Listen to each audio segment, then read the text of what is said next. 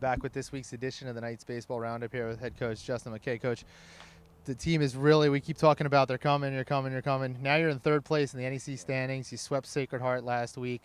It just seems like this team is really coming together, particularly the pitching staff. I know we've been highlighting Brendan Maduro and Aaron Cohn, but another guy who stepped up big time in the Sacred Heart finale was Austin Crabbe.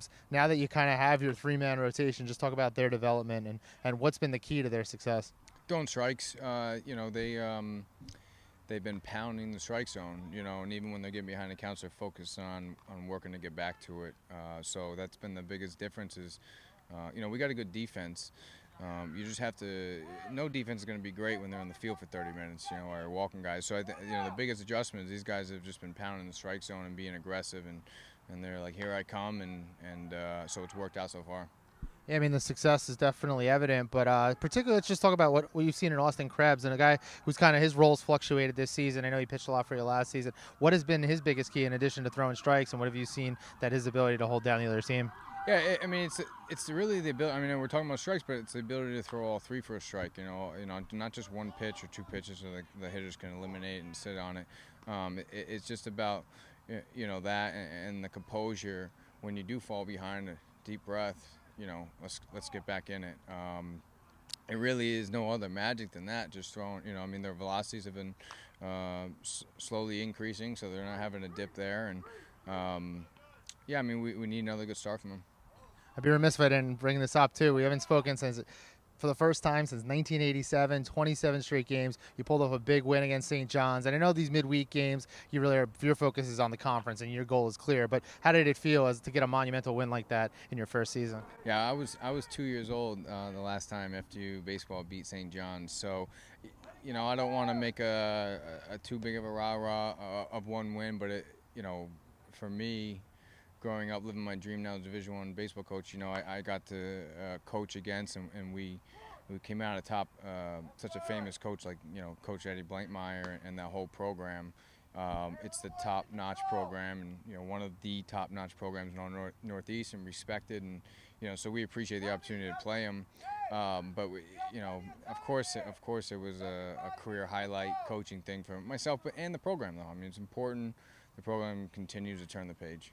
Yeah, obviously I'm 1985 as well, so we were 2 years old last time that happened. So back in that St. John's win, you got a huge contribution from your freshman, Sal Thomas. The guy's hit so many big homers this year. Won NEC Rookie of the Week for 2 home runs in that game. But he's actually second in the league. You have another freshman, Tom Rossetti, who's leading the NEC with 12 home runs this season. You guys, just talk about the ability to hit the ball over the fence. I know you preach line drives, but you got to be pleased with the way these guys are showing the power. Yeah, I mean, what's been impressive is that most of their home runs have been on the road. So our ballpark is left-hand hitting friendly, and you would think that the majority of the home runs would have came here, but they haven't. We've had a good amount of home games here based on the weather, but you asked me what the most impressive thing has been. It's been that they hit them on the road in other ballparks. And both of our wins, against Seton Hall. It was the first time in a long time, and St. John's, Sal has come up big in those games. I mean, we're 2-2 against the Big East this year, and Sal's been a big part of those 2 wins. So, the most, and Evan has 9 too. So Evan's coming on their heels as well, and but the most impressive thing has been hitting them on the road. Yeah, and particularly we talked about the power contributions, and the balance of the lineup. Another guy who I'd be remiss if I didn't bring up was Tony Sochi, who had the big hit in that St. John's game. He's a guy who's kind of it looks like you're finding a position for him. He's played a little first base, primarily the outfield, designated hitter. How important is it to get his bat in the lineup by any means? Yeah, that's what he's done. He's forced himself in the lineup because you keep giving him opportunity, here and there, and he's keep producing, and he's come up with multiple big hits this season. The 2-out bases loaded hit against St. John's was the difference in the winner. So he's forced, and he doesn't stop working on his defense too. I mean, he was behind that early, and he'll be here after practice. I could bet you, he'll be out here working on, trying to get it back out there in the outfield. And so, he's done. It's a classic job of a guy when you get his opportunity, he's produced and he's forced himself in the lineup. Yeah, I mentioned Devon McDonald. He's had a laundry list of awards he's picked up at our two banquets this week. In addition, he won the George Bourne Alumni Leadership Award, which shows his work on the field, but also off the field in the community, all the volunteer work he does. He won the Iron Knight Award for his work in the weight room. He won Best Dressed at the event. Obviously, you've been around the program for a while with Evan, but just what is it like to coach a guy like that who just seems to just really get it in overall? Yeah, he's just one of those priceless people. Every time we play an opponent in conference, they always mention him and Bobby and what they've done for our program and how hard they play.